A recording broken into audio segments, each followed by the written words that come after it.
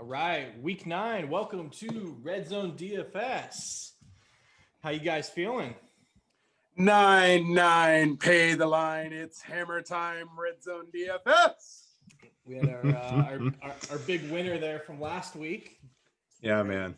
Congrats on Jim pulling in a plus 7K in week 8, taking down the Pat Mayo experience. Are you going to do a Clark Griswold and put a pool in for the family or what? Not a pool, pond maybe. That's usually probably better for me. Yeah, you're more of a pond guy. Yeah, pool, pond's probably better for you. No,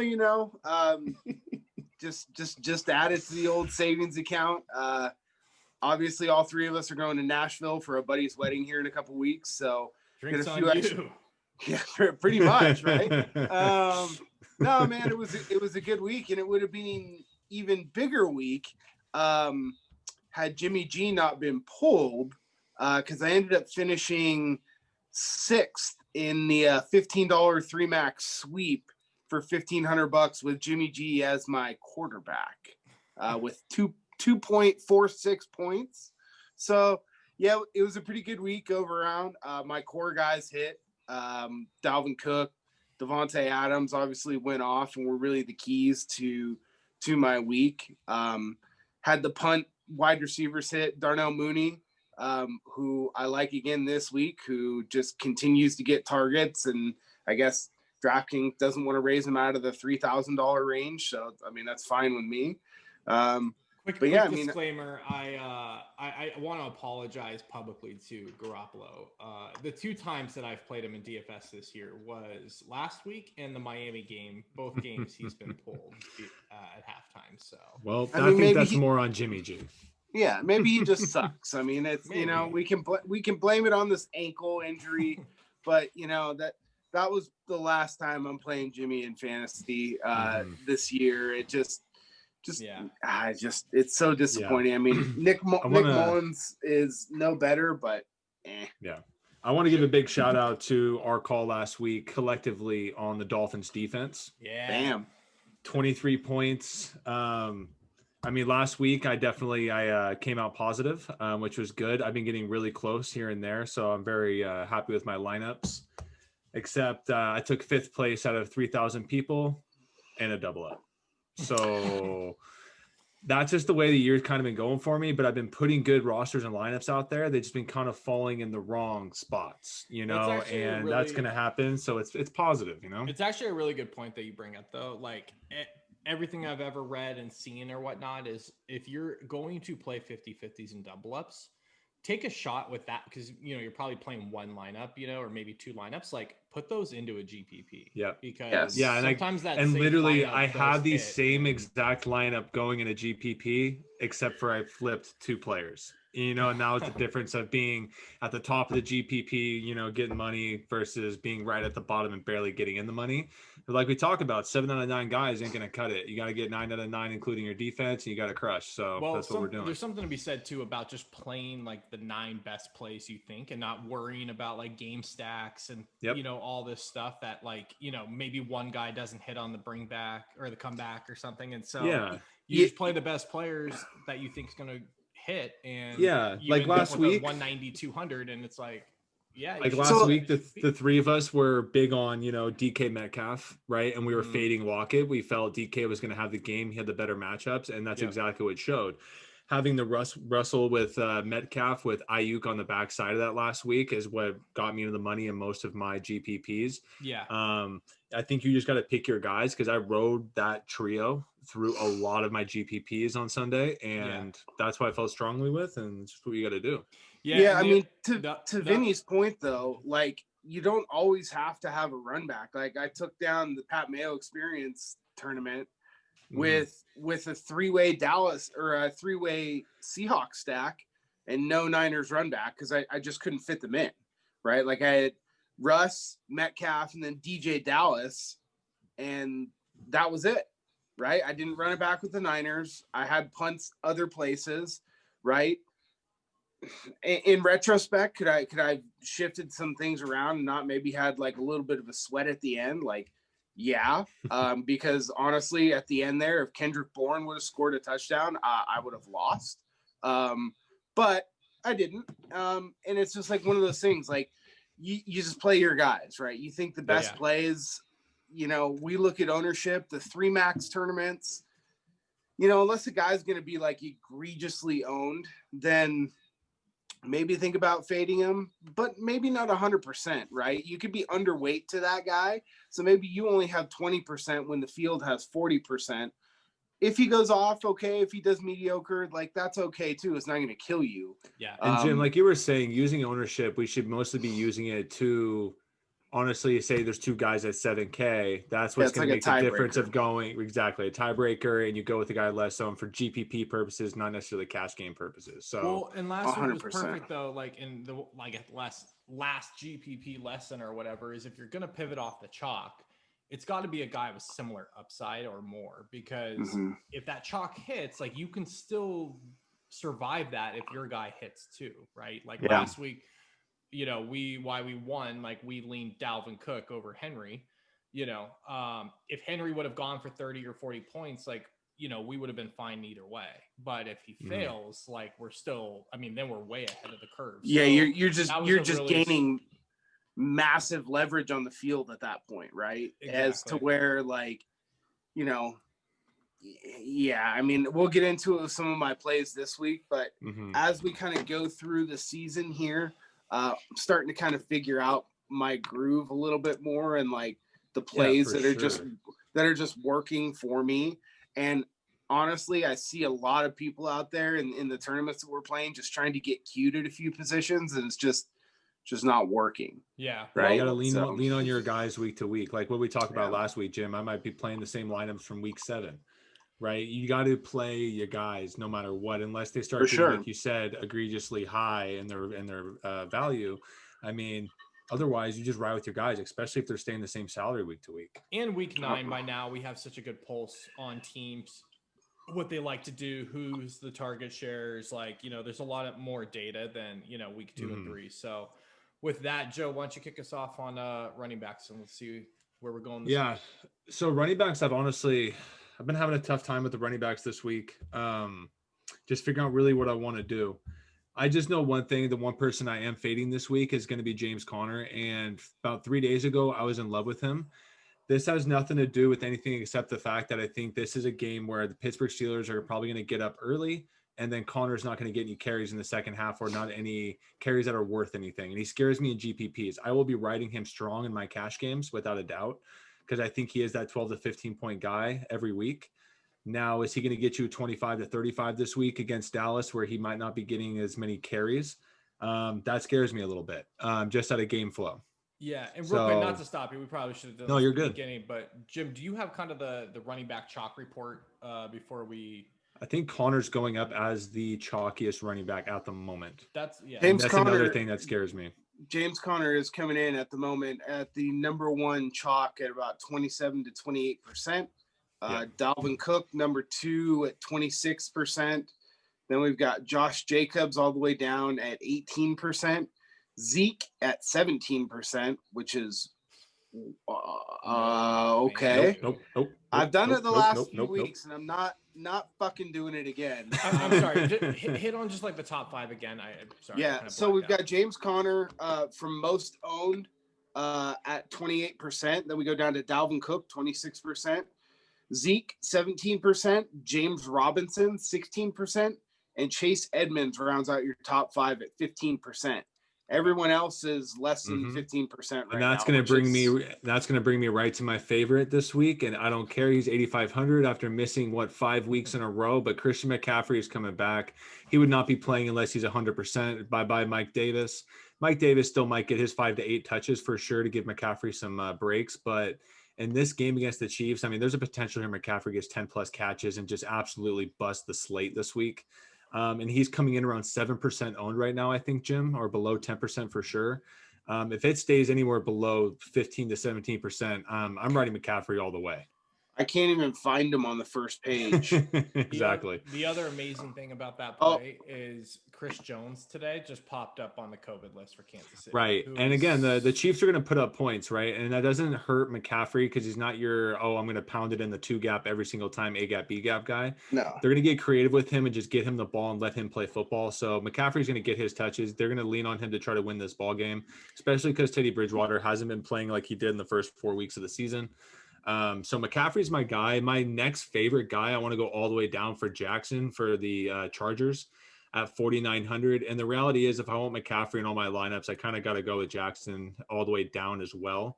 The Raiders cannot stop running backs, not only in the run, but on the pass. It doesn't matter what running back is playing them. They cannot cover the running backs. I mean, he's guaranteed to have 4 to 5 catches for over 50 yards this week. And that's not including whatever he gets on the ground. I don't care that he's splitting carries. It's against a Raiders team that has proven that running backs cannot be stopped. Some of my mid-tier guys that I'm going to be sprinkling in, just not too heavy on. I like Robinson against the Texans. I mean, what the hell else are they going to do with Luton playing? I love Edmonds for Arizona, especially with PPR value catching the ball out of the backfield in that game. Yeah. I think that score is going to go up quite a bit. And then we got, I really like Clyde this week for the Chiefs at 6,100. He scares the hell out of me ever since Le'Veon came back, but all it's going to do is make him very, very contrarian. And in a random GPP, I'll throw some Clyde in there to possibly get a lot of touches against the Panthers. Another person that might be a little random, I hate playing him, but it's David Johnson for the Texans. And that's strictly based on matchup against the Jaguars. The last time he played the Jaguars, he racked up over 100 yards through the ground and the air. He just didn't get any touchdowns. And I remember I actually played him that week, and he just didn't get the ball across the goal line, and that's what ended up screwing up his score. So I'm going to ride a little bit of David Johnson as well, but my most heavily owned favorite guys are going to be McCaffrey and Jackson. All right. I'll take it from there. Yeah, so I'll echo Joey's sentiment on Christian McCaffrey. I have no idea why. I mean, I guess it's just the people who don't understand, like, that he's still on the IR, because if you pull up DraftKings right now, you can still see that little, like, he's on the IR, right? Mm-hmm. I hope they leave that there as long as they can, because people just, like, aren't going to play him. He was close to playing last week, right? So I'm all about him. My philosophy on running backs as we kind of move through the season is I'm just going to be targeting guys that are going to get the volume, right? In my GPP winning lineup last week, I had Myles Gaskin, right, who's unfortunately out for 3 weeks now. I know. I was so excited to play him this week. Right? Like, come on, dude. But like, he was a lower price play, right? But he didn't do anything crazy. But because of the volume that he gets, he got me 14 points. Right? Yep. So crucial, other than taking a chance on some guy in a timeshare or something like that. So Christian McCaffrey, he's going to get all the touches. You know, Mike Davis was a really great story. He did fine, but I mean, he's an older player. His gas tank is pretty much out right now. You could see the last few weeks. He just doesn't have the same burst that he had the first like 5-6 weeks of the season. I like David Johnson a lot too, Joey. I don't like the player. I just like the volume. Exactly. James Robinson in that same game with whoever starting at quarterback for Jacksonville. Luton Futon. They really like this guy, right? They're coming off a bye. People seem to forget people off of a bye. Hence Dalvin Cook last week. And James Robinson is a guy that's going to get 80 to 90% of the touches, and at the price that he's at, in that like mid-tier range, like it works for me. Same thing with Edmonds, right? I think that game is going to be a little bit more low scoring than some people think.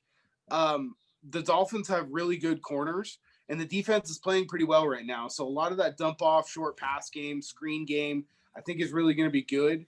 And then I think more and more people will get off him just because now that that Drake has now the questionable tag, he probably won't play, but like he's still missed practice right? Today. No, he missed practice today. And then the chalk that I am eating this week is I'll go right back to Dalvin Cook. Again, I can get weird in other spots, right? I don't want to get weird at the running back position. I'm okay to fade James Conner because I think that this could be one of those weird games that we'll get to this a little bit later for people who I like at quarterback. But I think this could be one of those weird games that Ben just throws for like 5 or 6 touchdowns and like 400 yards and just, they give it to Connor, they give it to Snell, they give it to Samuels. Don't steal all my thunder with Ben. Snell and Samuels are going to get way more touches than I'm comfortable with this week. Yeah. I don't know what to do with Derrick Henry this week. His ownership has come way down, and that's always attractive to me. I just don't know if I can get there with him this week. 7,900 for 7,900 for some of the other guys that I'm wanting to play. He doesn't really fit that too well for me. Clyde is another guy I had down as a maybe, Joey. I'm kind of with you there. It's a scary one, but I feel like, in one GPP, it might be worth the risk, right? Yeah, and then my top punt play, I mean, I think he's going to be a little bit chalky. He's not looking that chalky right now. But again, another really athletic guy that can catch the ball out of the backfield, replacing some of that volume that Gaskin was going to get is Matt Breida. I mean, they traded for him for a reason. They went out and signed him this year for a reason.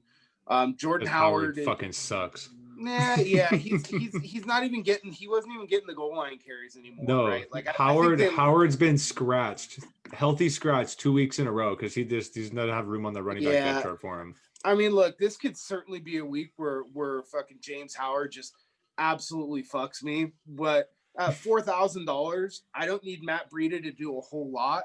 And again, we're playing on DraftKings mostly, right? It's a PPR site. I get the full points there. I'll take a shot. And then another guy we haven't really talked about yet. I don't know, maybe Vinnie, you'll talk about him. The Giants have a pretty good run defense, but I like Antonio Gibson for the Redskins, another guy who's just getting all the volume, right? So it's a common theme with me this week. I liked Phillip Lindsay quite a bit until he's got that questionable tag. It looks like he's going to be okay, but he's a guy that I'm going to be on probably in about 10% of lineups. Then who you looking at? Yeah. So I'm with you guys. I do. If McCaffrey especially is going to be that low, then I'm all over that. I just think he's, this is a guy that was 10K plus to start the year, and he's going to get the bulk of the touches. Kansas City is going to have to, or they're going to have to try to keep up with Kansas City. I love that game stack and bringing it back with McCaffrey because he's completely game flow, free. He can score and put up points in a hurry. So I do like McCaffrey a lot. Cook, for obvious reasons, when he's feeling it, he probably not going for 40, but I think he's also got one of the safest floors on the slate for sure. You mean 51? You mean he's not going to go for 50? I'm sorry. He's not going for 51 this week. Yeah, I don't think he's going for 51. But absolutely insane. Robinson, I'm kind of lukewarm on. I will honestly probably wait until Sunday to see what the ownership is between Robinson, Connor, and Edmonds, and I'm taking the lowest one. I think all of them have very similar upside.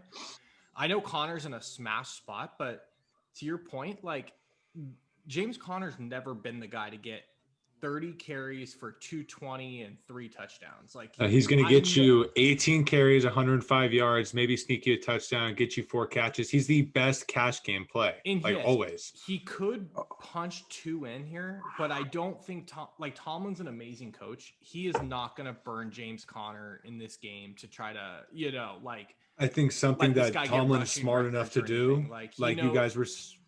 Yeah, Tomlin understands this is a long season. They're going to beat Dallas handedly, and if they go up 21-0 in the first quarter or something, James Conner may finish with 12, 14 carries. And I think that's the plan. I think the plan is to come out passing, and we'll talk about that later, right, Vin? With Ben and everything. But the Steelers come out passing, get up so they can rest players against this shitty ass Cowboys team and not risk anyone getting hurt. And he has shown that they will play Benny Snell. They will play some of these other guys, which there's just something there that feels a little bit off for me on that. Chase Edmonds, I think, is in a really good spot. He's going to take all the reps. He's the top dog there. He's a pass catching running back to begin with. Super electric. So I think they're going to need him against Miami, to pull that one out. I'm on Gibson, like you said, Jim. He finally, had some bell cow type, stats before the bye week. The Giants' run game's good, but again, like Edmonds, he will catch 5-6 passes to go with it. So I dig that a lot. David Johnson, he's someone I just have to see the chalk on. Like, if he's not chalky, if he's under 10%, I'm in. If he's going to be over that, I'm out. Like, he's not a guy that's going to beat me. But I'll disclaimer. David Johnson, all volume. He's not a good player. Yeah, like, so I'll take it, if he's, again, going to be low ownership. But if he's over 10, 15%, I'm out. So he's right in that he's right in that range right now, Vinny. He's at like 13%. So I mean, at that percentage, he's a play for me. I will probably be fading him, and it's just simply because there's a few guys that I like below that I think are in just interesting spots. Do tell. The guy I played last week who ended up hitting on my best lineup was Zach Moss. I just looked at it that the Patriots had just gotten absolutely gashed by the Niners on the ground. And so give me the running back that's going to play them again or play them next. He's 5,200. Seattle's nothing special. And Zach Moss is the guy there. Like, Singletary had his opportunity to run away with this job and he didn't. Like, he did not do anything with that when Moss was out. So I dig Moss there. I also have some interest in DeAndre Swift. I know people are going to jump off of him because of last week. He didn't really get a ton of touches, but they're about to go play Minnesota, who does not have a special defense at all, right? So I'm interested in Swift. Jackson, Joe, you brought up. I like him a lot. And the last guy I'll bring up is if I need to see if Mark Ingram's out, but if Ingram's out, I will play J.K. Dobbins again. I know he's splitting some touches with Gus the Bus, but Dobbins is the best running back on that team. So if he's not having to split carries 3 ways, it's just 2. I mean, he had a 100-yard rushing game, against Pittsburgh. Like, give me a weaker matchup. I'll take that at 4,900. So I just need to make sure Ingram's out. But Dobbins is, and that's why I'm kind of off David Johnson for my liking. Like, I think I could just go lower and get the same production out of some of those guys. So that's how I feel with Jackson, with David Johnson. That's how I feel with that. Yeah. Same.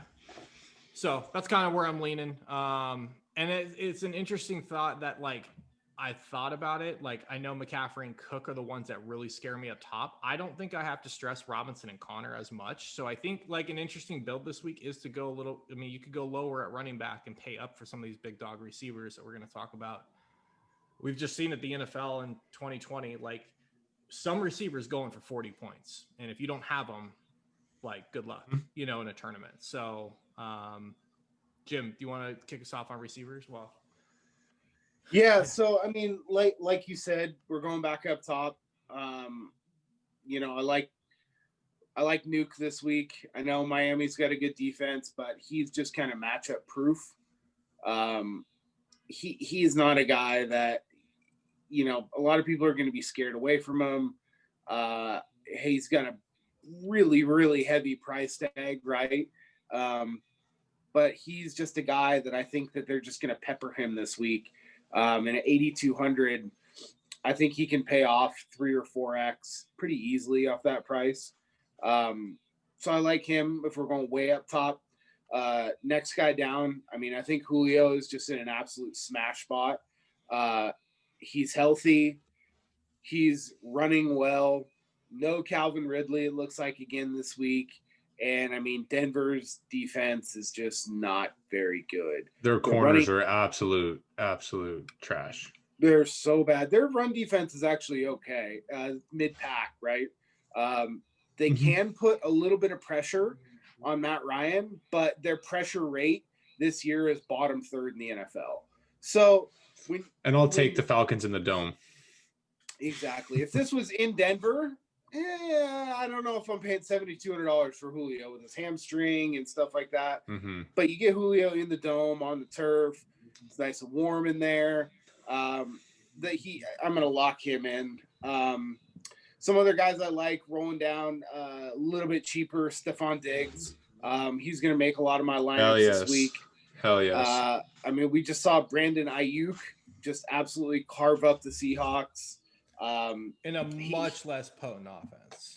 Oh my God! With you guys Nick don't have to start on Mullins. that. Everyone just watched the Niner Packer game last night, so don't worry. With Nick Mullins, carving him up. So, that kind of leads me to like one of the quarterbacks that I like.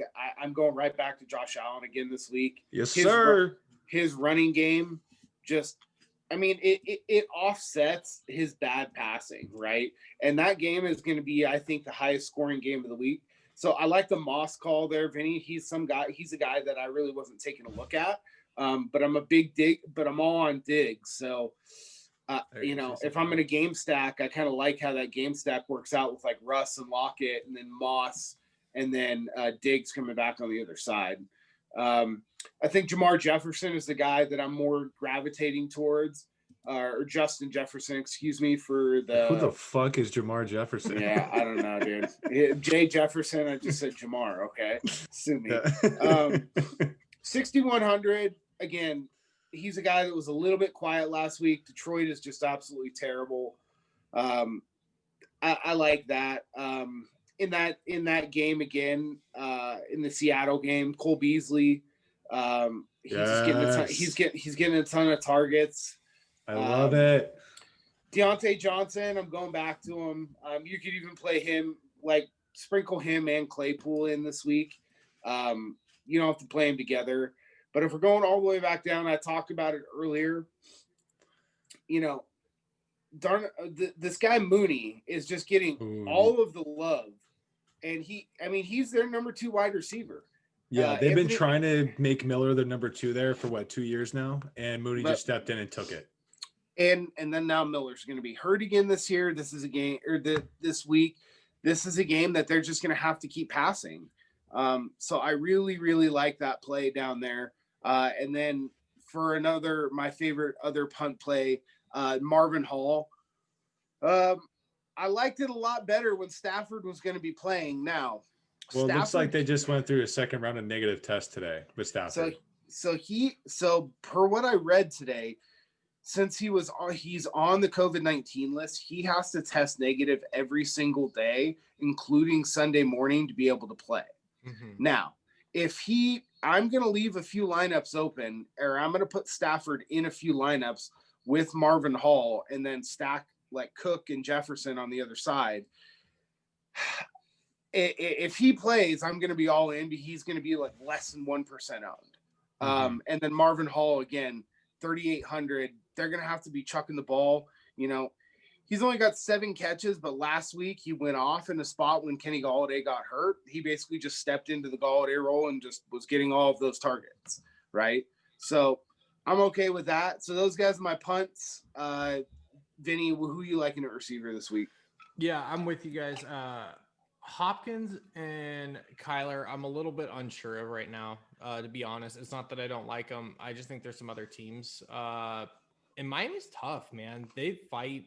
They just took it to the Rams. Now, I know the Cardinals have a better offense than them, and Cooper Kupp absolutely tore them apart. What do you have, 21 targets or something like that? I don't know, man. 8,200 is a lot. So the guys I really like Diggs. He's gone 2 games without a touchdown. Seattle is just a sieve on the outside as far as giving up plays. This game just has Stephon Diggs like written all over it, I think. So sure. I dig that a lot. Julio's in a great spot. I'm going to go back to the well and play Tyreek again. He's a guy, like when he's feeling it, like it's on. And I think this game has some sneaky shootout potential. Like the one thing, Carolina's not nearly as bad as everybody thought. Getting McCaffrey back, like they're going to compete, and hold it too. So I do like the Chiefs this week. And that obviously puts me on Tyreek if I'm going to do it. Keenan Allen. I love Herbert this week, and I love Keenan Allen. So, and I like that they raised his price here because, the reason he was ultra shock is just because they wouldn't raise his price. So maybe being up there at 7,000, next to Tyreek and Julio and Fuller and stuff, maybe that will drop him, but I doubt it. What's he going to be? 25? Right now he's at 20 to 25. They're projecting. I just don't think that's like bad chalk though. You know, like no, he's a target monster. It's the same. No, as like we Hawkins, talked about, we get our guys in the best matchup spots, even if they're 22%. We need 9 guys in a GPP. Well, so if he's one of your 9 guys, you got to roll. Well, and there's just ways to do it. Like if you're gonna go a little chalky, which I don't love doing at receiver, but Keenan Allen's like a lock for double-digit targets, and I can get weird at running back and get different. You know, I got to imagine the chalk build in that case is going to be Herbert, Connor, Keenan Allen, like that. They're just going to go across the board right there. So, but I do like that a lot. Lockett is who I would bring it back with in that Seattle Buffalo game. That thing's going to shoot out. I think both defenses are super overrated. So Joe might bring him up, but I think we're at a point now where we see how dynamic Lockett and Metcalf are. Mm-hmm. I already said it. I like Lockett. I would prefer Lockett this week. But I think those are guys you have to play somewhere every week. I don't think either of those guys, I don't think you can fade those guys every week. No, Russ is the MVP so far in this season. And that offense throws. Like they do not run the ball super well. The big reason I'm on Lockett is, you know, you could flip a coin or go every other week or whatever you want to do, but I'm just not going to attack Tre'Davious White. He's a really good corner. I know DK Metcalf can't be stopped one-on-one really by anyone, but Tre'Davious White's no joke. So they're projecting he's a big physical corner. Like they're going to put Tre'Davious on DK and hope and pray. But I'll just take the path to least resistance and hopefully Lockett is. And Buffalo's slot corner. Yeah, Buffalo's slot corner is one of the bottom slot corners in the NFL on top of that. And it's why Lockett is going super high owned right now and DK is going super low owned. Is exactly what you just said, Vinny. I think a lot of people have that same idea. But again, I think it's a great idea. Yeah. So we're going to ride with it. So just fuck it. Do it. Right. And I don't know. Exactly. I don't know what this next guy's talk's going to be. People are really nervous about it because of, Bradbury has been playing at an insane level, but I'll play Scary Terry against anyone.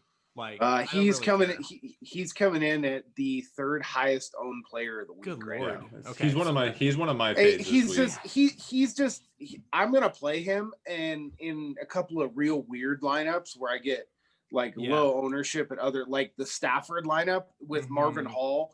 That's a lineup that I'm probably going to play Scary Terry in because he's only 6,500. And the reason why he's going to be so chalky, he's just mispriced, right? Like he gets the volume. We talk about volume. He's the only one who gets the volume. He gets all the red zone looks when they're passing. So it's warranted, but at 20 to 25%, that's not too bad. And like Joey said, if you really like him, just play him, right? You just can't have the 40+% guy, right? Like that to me is just you're asking for a complete meltdown. And I think too, if I'm gonna do it, just game theory strategy, if I'm gonna play chalk receiver, I'll go a full lineup of McLaurin, Lockett, and Keenan Allen, and I'll go cheap, off the radar running backs. I'll play my Dobbins and Zach Moss there.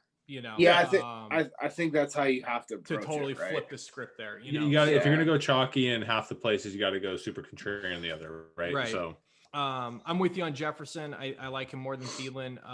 Brandon Cooks is in a really good spot. I like Houston coming. I mean, they're gonna thrash Jacksonville. I mean, I don't know what Jacksonville's doing going to this guy at quarterback. Horrible. Glutton, dude.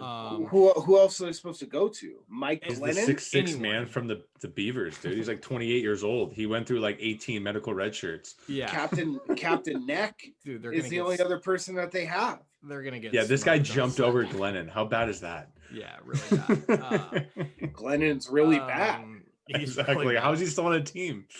I also like some of the cheaper guys in that game. I like Cooks, Chark, and Chenault, and that's not just because I hate Will Fuller, but for 6,800, I'm going Lockett and Keenan Allen over that. That's just my because thing, Will Fuller might get an ingrown toenail around the second quarter, and you may never see him again. Yeah, he's just not a tough player. I mean, he's a ultra talented Dante Pettis. Well, and he was on the trade block this week. Was no. No, he's an NFL player at least, Joey. Dante That's what I mean. Pettis ultra talented. Sorry, Dante I thought you said Pettis. he was on the trade block. I'm like, he definitely was. He was tweeting about it. I'm saying injury wise, how soft they are, kind of how they play, like they are very similar. He's really good. I think Yeah. we've seen some games though with Fuller that like third quarter you're starting to sweat bullets because he hasn't done anything, and then he catches a 50-yard touchdown. So he's really good. Like there's some other guys I like more. Going down low. You guys are on Cole Beasley. I just won't do that. I'll play John Brown for 5,400 over that. I'll go back to Deontay Johnson as well, but I'm kind of leaning, and I'll talk about this with quarterbacks, but I'm really leaning as far as just playing Big Ben in his birthday suit naked with no bun, because I don't know who's going to explode against Dallas. It could be all three. It could be Ebron. It could be a million guys. I think that guy right there, if you're going to play Ben and you're not really sure, I think you play him with Ebron just because he's getting a lot of the red zone looks, and then, he's not super expensive. But the nice part about that stack is that like you could play Ben, Claypool, and Johnson, and they're all not very expensive because of what you just said. They're not very expensive. Yeah, I guess I was thinking people would be playing those receivers because it's Dallas and chalk there. So I'll get off the chalk and just take the Ben points and get that exposure. But it looks as of right now, it looks like everyone's just gravitating to James Conner and thinking that he's going to get like 25 carries, which he never gets. Claypool's coming in at the highest owned of the receivers at about 15 to 16%. Okay. But, I think I'm with you. You said it earlier, not to jump to quarterbacks, but I think this is a game where Ben just drops his Deontay head and I agree. for like 6 touchdowns, dude. Deontay Johnson is only coming in at about 7 or 8%. Okay, so I could do that. Like that. Ebron's coming in at 5%. I think Pittsburgh's that's going to be way our to contrarian. They're going to be our contrarian stacks this week. I think that makes the GPP Which show. just think about that. Like, think how crazy that is. We said it 2 weeks ago or last week with Mahomes against the Jets. People were like outthinking this thing. Like, I mean, they have to still get to 40 points to pull the start. And they'd rather get there earlier than later, and not to put their players in compromising positions against mediocre teams, right? Inferior teams. And I just think like they can go into this game, be like, we're just gonna go 3 wide, 4 wide, and just smoke these guys. Like, I mean, but do it. But it's still an NFL game. Like exactly. They're gonna come out playing hard. Like the Niners and Packers game last night, the Packers were just beating the living shit out of the 49ers the entire game. And Aaron Rodgers still in there in the fourth quarter. Aaron Jones still in there in the fourth quarter. They're still thrown to Devontae Adams deep out of their like own black zone, right in their own 20-yard line.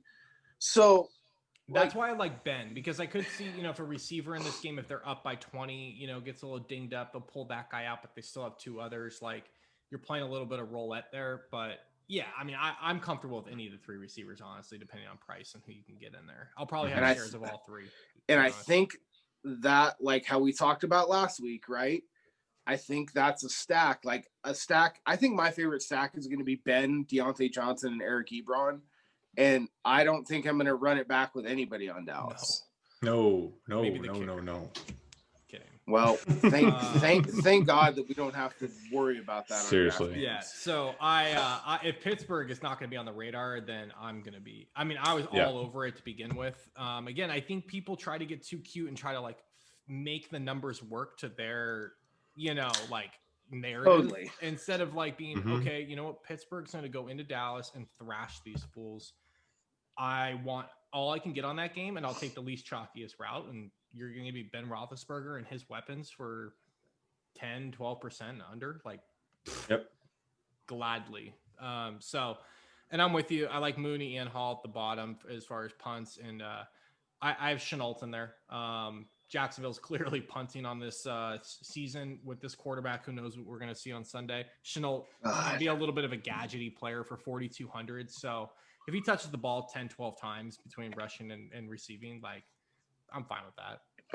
So yeah, it's a good call. So why don't you just roll right into your quarterback then? Joe, you hit on receivers already? No. Okay. You guys forgot about me. Good job, Jim. Hey, Joe, why don't you hit on your receivers real quick? All right, whatever. Quarterback. Go ahead, Joe. Fucking assholes. Okay, so my favorite teams this week, Pittsburgh, you guys were covering that at the end there, but I'm not scared to go with Big Ben, Juju, and Deontay, rolling the three of them out, the triplets. Like you said, I could see Big Ben throwing 5 touchdowns this week, so give me a piece of any touchdown action possible there. So I'm going to have, that's my favorite GPP. Others is obviously the Buffalo-Seattle game. I also love Josh Allen this week. I think he's going to go lower owned because his last 2 games have not been that great.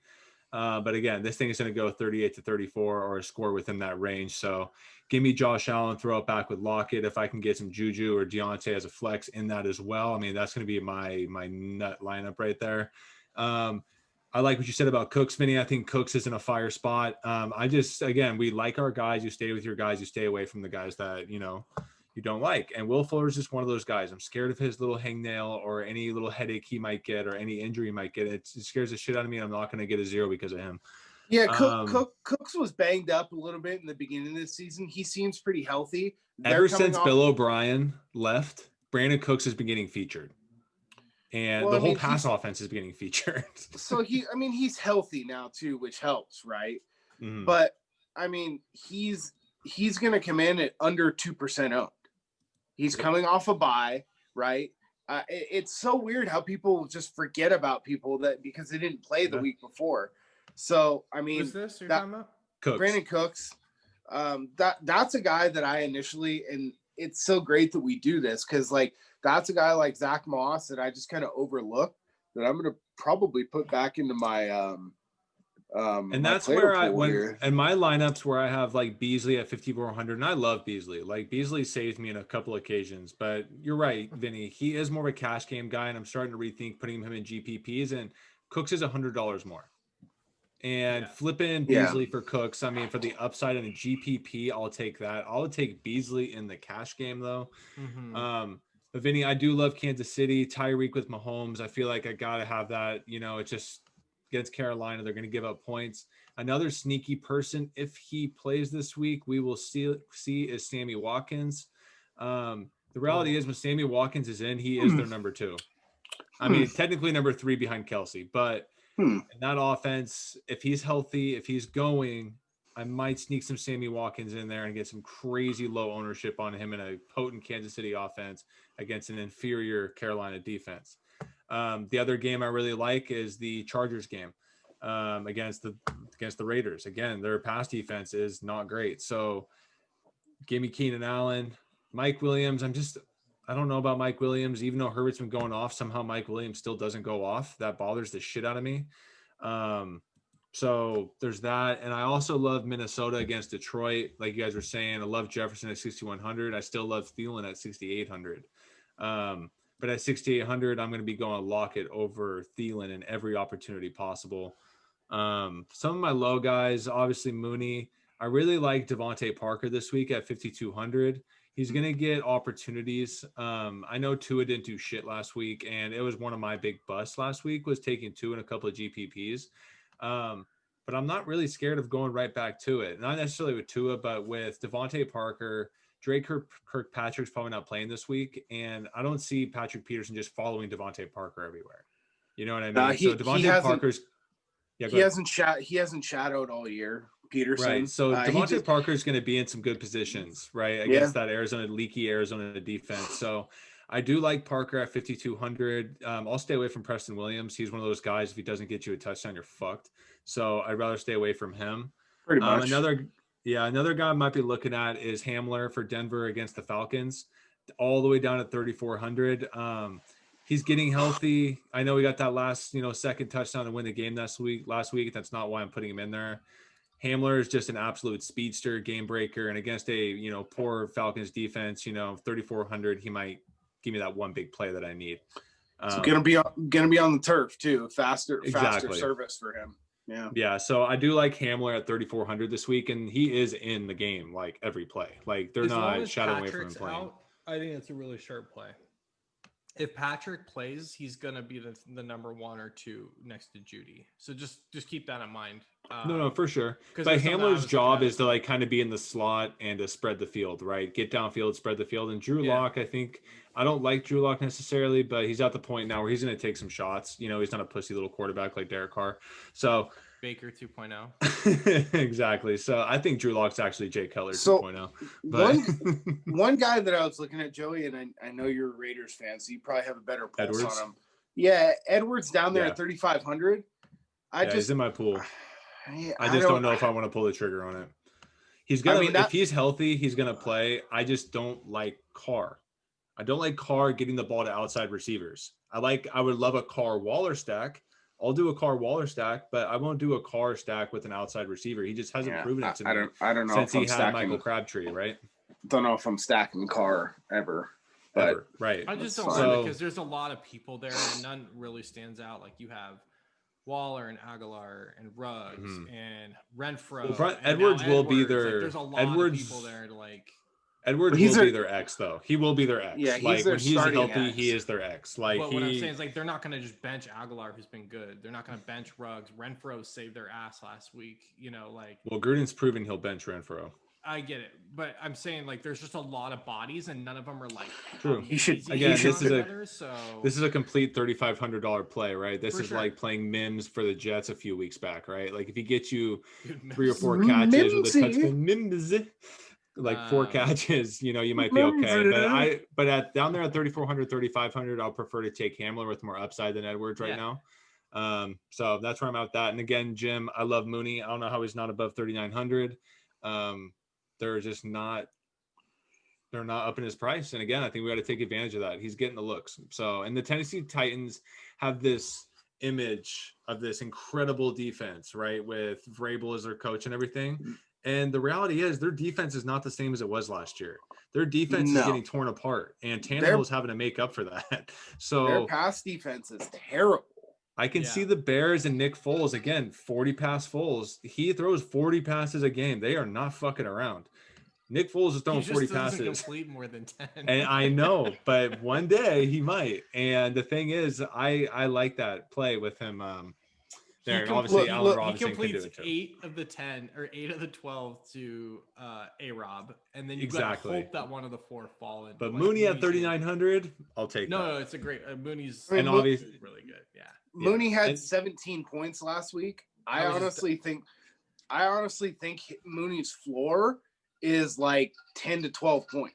Yeah, I think that's like a pretty I just like dogging on Nick Foles. And by the way, did you guys see this today that he's questionable? Mitch Trubisky. He played one play and hurt his shoulder. And he hurt his shoulder last week. He ran an option play and he kept it and he hurt his shoulder. And he got rocked. So one thing I want to mention. I just think he's trying to stay out of the lineup.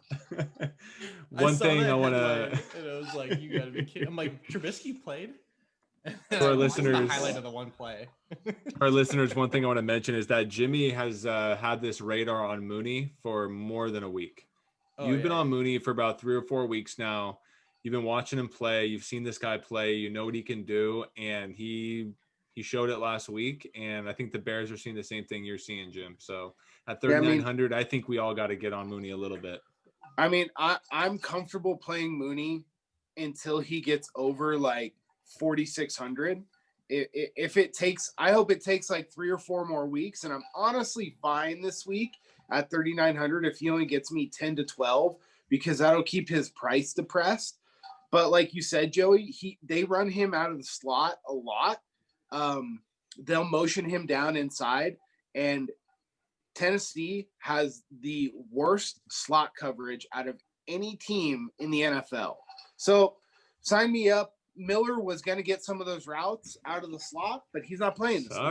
Sorry, Miller. You know, fire up some more Mooney. So, all right, Joe, why don't you roll into quarterbacks here for us? Yeah, my quarterbacks definitely go with my receivers, obviously. But Mahomes, I feel like at 8,100, I'm going to have some exposure to Mahomes. I'm not going crazy at 8,100 at quarterback. I just feel like I can't finagle my lineups the way I want to with that so much. But I will have a Mahomes, you know, Tyreek with McCaffrey, and then I'm going to have just a bunch of low-owned, you know, risky guys going a fuck it lineup. But Russ at 7,600 with Allen at 7,000. I like Deshaun this week at 7,100. Deshaun is that guy. He's going to scare the shit at you at halftime. You're going to be like, how in the hell does Deshaun only have me 9 points at halftime? And then by the fourth quarter, he's going to have you 30 because they were behind somehow against the Jaguars and he had to throw a ton. Another one is Herbert at 6,800. Big Ben, 6,500. And one of my random guys that I might do like in the millie is Kirk Cousins with, Thielen and Jefferson down there at 6,200. These you guys know every week I throw out that 1% quarterback and it's gone over so far this year. But you know what? I'm going to keep throwing darts and see if it works.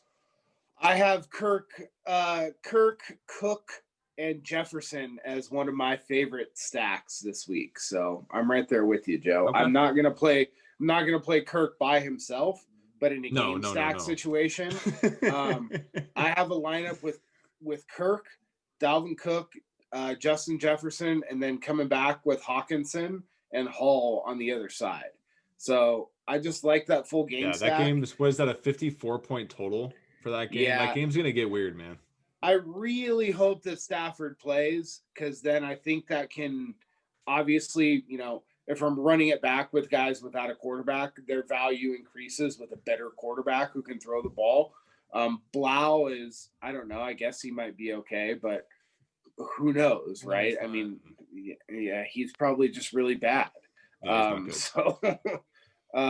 really hope that Matt Stafford can pass these COVID tests and play because, I'll be with you there on Kirk. If Stafford doesn't play, I mean, I'm just going to have. If Stafford's not playing, I'm staying away from the game other than possibly a Dalvin play, right? I mean, I'll still play Jefferson as a one-off, I think. But yeah, that stack will be out for me if Stafford's not playing. Yeah, but my favorite guys, honestly, going into the podcast was doing Russ and Josh Allen stacks, kind of back and forth, and going with that game. And after speaking with you guys, I had a feeling about the Steelers, and after speaking with you guys, I feel even better about it. And Big Ben stack with Deontay and Juju is becoming my favorite very fast. It's Ben's week. I'm not going to talk you out of it. I like it. What do you think, Ben? Yeah, I'm with you. I will have a touch of Mahomes just because I feel like you're kind of dumb at this point not to get a piece of that. The guy went for 40 points last week. If the other team, Carolina, can hang around just a tad, he's going to put up monster numbers. So I dig Mahomes. The other guys that I'm on, I do like Kyler. I mean, he's been pretty bulletproof this week. I like that the game is back home in Arizona off a bye. And it's a late game. So I like Kyler. Russ, I'm playing Russ over Josh Allen, and it's just because something's broken there with Josh Allen. I know he has the upside, but it's now been 4 or 5 weeks since he's done it. And for 7,100, I'm just not going to roll the dice there. I'll pay for $500 more and just take Russ if I'm going to do it. I will have a bunch of Watson. I like him a ton this week. Like you said, people tend to forget about guys coming off of a bye, and Jacksonville's just absolutely terrible. So they're so bad. Watson's going to be ready to roll. Ben, I've been very clear. I love him this week. And I don't care what his ownership is. I'm going to continue playing Herbert, and I think he's in an absolute monster spot here. So, because the Raiders do have an offense, they will put up points on Sunday. This is one that I think is like really sneaky. Could be the highest game total of the week. Yeah, especially in Los Angeles, a good weather game, right? Like you don't have to worry about it just crumbling the weather for them. So I can see that too, Vin. And I'm just trying to pull it up here real quick. The one thing I wanted to check on was just the standings. I know that Chargers are not good at all. The Raiders are in it. The Raiders are absolutely. They're 4-3. If they can take down another division game here, like they're going to be a pretty good track to make the playoffs. You lose this game and go to 500, and you have Indy and Baltimore and some of these other teams win. Like, you're starting to look a little bit uphill, or it gets a little bit difficult so the Raiders have to win this game, and the Chargers are, they don't back down offensively to anybody. So I love that. Okay. Yeah. I mean, Jimbo, I think we're all on board with Ben. he's a guy that, I'll have a good amount of this week. My top two guys are going to be Kyler Murray and Deshaun Watson. Both guys that throw the rock a lot. Both guys that have some rushing upside. Josh Allen is right behind those two for me this week. Again, guy that has rushing upside. Guy that's just going to throw the ball a little bit. Russ, again, I'm going back to him. I'm on Herbert as well. The one guy that none of you guys really mentioned that I'm going to be playing quite a bit of this week, because obviously I really like Julio, is Matt Ryan. He's a guy who just continuously chucked the rock around. They fired their coach. They're in no real position to just like do dumb stuff and like pound the rock with Todd Gurley, right? Like they're going to throw the ball quite a bit. For the rest of the year. And in a team like the Broncos that just they have some good pass rushers, but just overall, they're not generating a ton of pass rush. And the Falcons have actually been doing a pretty good job pass blocking this year. If you give Matt Ryan time, he can carve you up pretty good. I don't like playing. My one thing against Matt Ryan so far this season, out of 8 games, he's had 3 games of 0 touchdowns. And he's had 2 games with 1 touchdown. And Dan Quinn is the defensive coach. Dirk Cutter's still their guy. And like the reality is Gurley is fucking vulturing touchdowns this year.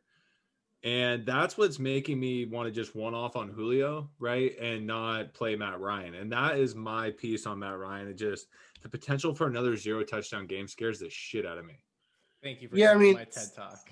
So he hasn't had one of those in 3 weeks, right? He's had 34, 21, and 18 the last few weeks. The 18 against Carolina is a little concerning to me. Well, he had 0 touchdowns against Carolina and 1 touchdown against Detroit. That was the last 2 weeks. And he had 4 against the piss poor Vikings, right? Like he had 4 against Dallas earlier in the year. It just seems like against really, really bad teams, he does well. And any team that's somewhat decent, like Vic Fangio, like he's being shut down quite a bit. So look, I mean, Vic Fangio is a good defensive head coach, but the Denver Broncos are not a very good defense this year. Everyone likes neither are the Carolina Panthers or the Detroit Lions. Fair enough, but I think that the Lions and the Panthers have better defenses than the Broncos. I just do. I mean, everyone saw the Broncos play really well against the Jets, right? And whoever that guy was playing Rippin or whatever the hell his name was, right? That was a horrible game. But their defense played pretty well that game. And I think, the primetime stuff kind of sticks with people. My punt for the week is I'm going to go back and I'm going to play Tua. I know at some point they're going to have to throw the ball. They got a defensive touchdown last week. They got, a kick return or a punt return for a touchdown last week. The defense was just absolutely killing the Rams. I don't think it's going to do that again this week. It's going to be a little bit different on the road. They're going to put up some points. The Rams are just not a team that puts up a lot of points. And like we talked about last week, I think that the Rams are trash. I mean, I know the Niners suck. Absolute frauds. The Rams are 100% healthy and they're just absolute garbage. So, I mean, they don't have an excuse like the Niners do, right? So, I mean, for Tua's price at, 4,900, that's a great way to stack that game up for me because I could play Tua and Devontae Parker and run it back with Edmonds and Nuke and, just go on my merry way. That's one I'm going to be playing in some larger single entry tournaments, with 10 to 12,000 people in them that I think I'm going to need to get a little bit more weird in. But if I'm punting, I'm just going all the way down to Tua and taking that savings. Yep. Yeah.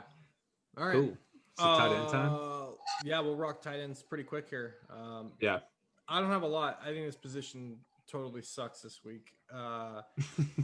The lineups I can get up to, I will do Kelsey because Kelsey's just far and away the best tight end on the slate this week.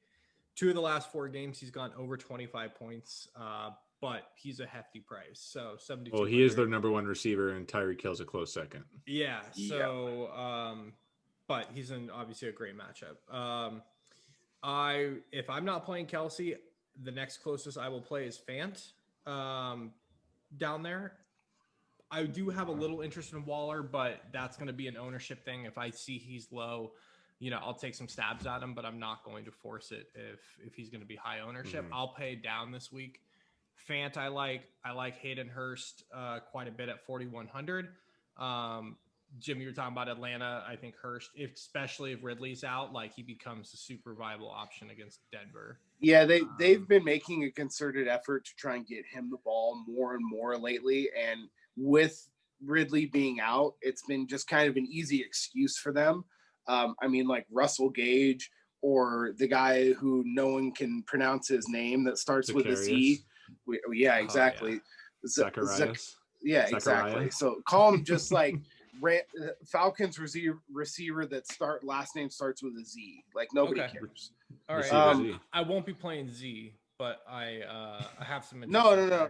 No, I won't be playing Z either. I'm saying that I like Hurst as a secondary pass option because who the hell is that guy? Yeah, exactly. There's 2 other guys that I have in my player pool. This other guy might send Joey to the moon pissed off. And I think this is how everybody feels about this guy, which is why I have interest in him, is Hunter Henry. It's just a late game. He's going to be matched up on your boy, Jonathan Abram, who, Well, Jonathan Abram had a bellyache today, so he missed practice. So I know. I don't want to get you on a rant, but if he's matched up on him and his coverage skills, I'm kind of into Hunter Henry there. And then the last guy I'll throw out there, I've stayed away from him for 8 weeks now, but Jim, I'm finally coming to the dark side on your Death Star here. Irv Smith Jr. at 2,900 is in a welcome to the Irv train versus Detroit. Dude, 2,900. They didn't have to throw the ball at all last week, so his targets are going to be low. Not that people were going on him anyways, but 2,900. That's the biggest reason. It opens up so much other stuff in your lineup. If he busts at 2,900. If he goes and pops a touchdown or gets me 8-10 points, dude, you're so. But here's the great thing about someone that's 2,900. What's a bust? Because 6 points. It's the same as a defense. 2x. Exactly. Yeah, it's the same as a defense. You're looking for 2x from your 3K guy. Well, last week I took down that last week. I would consider a bust. He had 1 catch for 16 yards and 2 points. So again, so he almost hit 1x. That's not great, but that's what outside of that, 2 of the last 3 weeks, he's had 5 targets, 10 points and 11 points. So no, I'm somewhere in the middle. That's fine. I'm obviously on Irv too.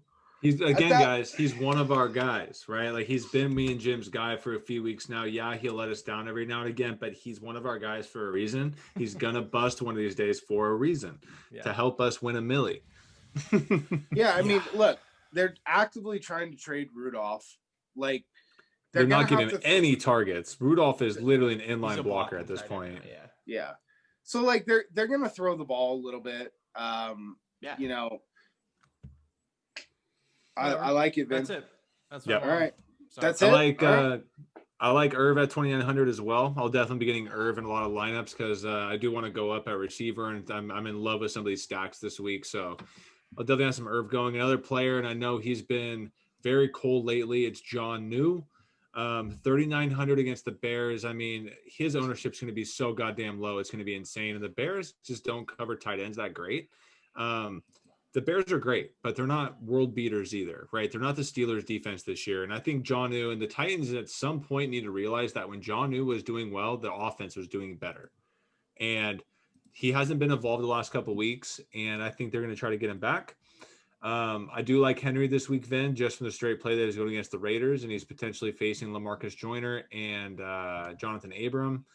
I like Ingram this week for the Giants. Unfortunately, he has one of the worst quarterbacks when it comes to accuracy in the NFL, and Danny Dimes that can't complete a fucking pass.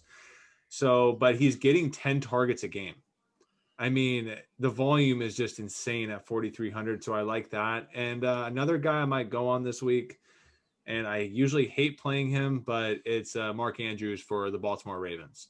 Yes. At 4,800, he's criminally low price for what his potential is. He's going against a Colts defense that a lot of people are scared of because of Darius Leonard. Yeah. He's just like super low there. And a lot of people are scared of the Colts defense as well as they should be. But Mark Andrews is in a smash spot to get 2 to 3 touchdowns this week and a Lamar comeback game. Where's it played? Is it in the Dome? It's in the Dome. It's in Indy. I can see Lamar really pumping it up this week and going Mark Andrews. Like I said, I'm not playing Lamar, but I'll go Mark Andrews at 4,800 at tight end. He might have the same upside as Kelsey this week, and that's scary to say. That's a good call. I totally overlooked that. I had no idea. Yeah, and I'm going to see some Kelsey in there. Don't get me wrong. I mean, I think you kind of have to, especially in my Mahomes lineups, but Andrews might end up being my absolute go-to this week. Because he is a guy that can pop for 2 touchdowns and make your day miserable if you don't have him. And get you 8 catches, right? He's your pop pass guy where Lamar, play actions and just pop passes to Mark Andrews. But he's probably, I mean, maybe Waller, like I'm just thinking like out loud here. Outside of Waller, he's the only other guy probably at the tight end position that can hang with Kelsey like on a really good day, right? Like he's the one guy that can keep you from pulling away for, a $2,000 discount. Like Mark Andrews has been priced in the 6,000s all year. He's been up in the 6,000s all year, and he's at 4,800. It's criminal. Yeah, gotta take him. Yeah, I mean, I'm right there with you, Joe. I had him on my sheet in my player pool already. It's just a price thing for the opportunity. It's too cheap. Fant is one of my favorite plays this week. The Broncos are running 12 personnel, so 2 tight ends, more than any other team in the league so far this year. And the reason why they're doing that is specifically so they can get Fant on the field and have another tight end to block. I think the one guy that can hang, and this is if Matt Stafford plays with no Galladay, is TJ Hawkinson. He's been playing well the last few weeks. He's a guy that I lost Kittle in season long, and I actively went after him and worked out a trade with Vinnie for him. I just think that he is going to get the targets. He's going to get the red zone looks. Just kind of everything that we talked about. I am going to play Waller, though. Waller's going to be chalky, but the Chargers are 29th in DVOA versus the tight end position. Derek Carr can't throw the ball that far, where he can, but he just chooses not to. They just pepper that guy with targets, man. Mm-hmm. I want to try and find one of these Raiders cheap receivers to play, but at 5,800, that's a guy that I'm willing to eat the chalk on.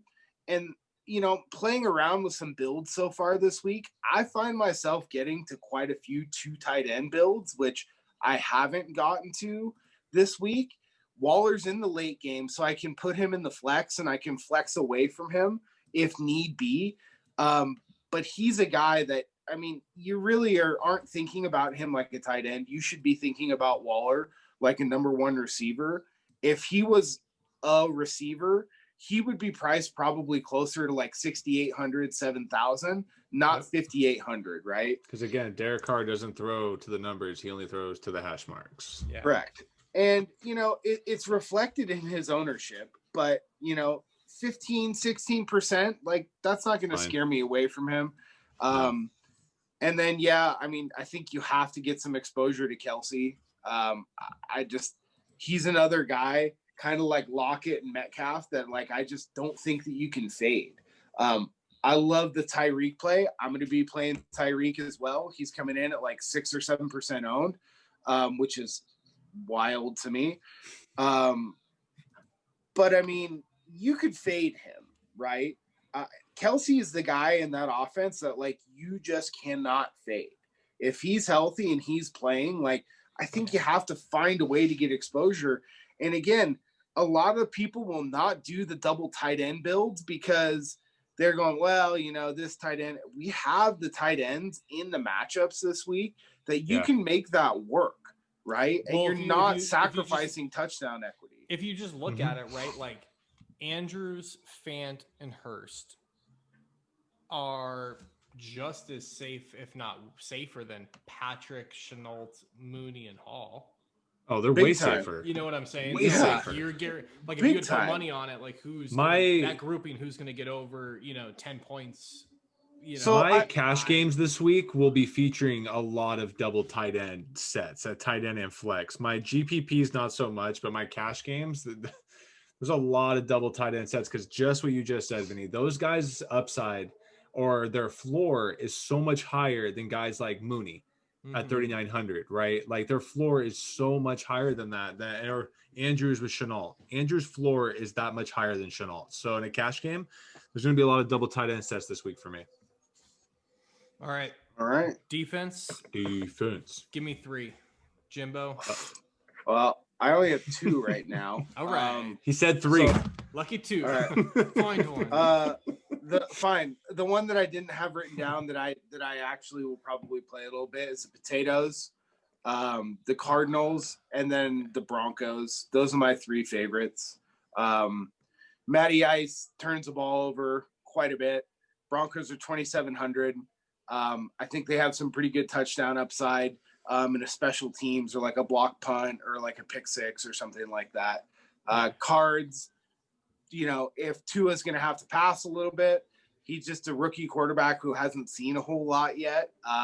And they're kind of ball hawks. Budda Baker, Patrick Peterson, like they can get some good action. And then, coming off the bye, the potatoes, they got their whole front 7. Their front 7 might be one of the top 5 front 7s in the whole NFL. But the rest of their defense is just hot garbage. They're getting 5+ sacks against Daniel Jones.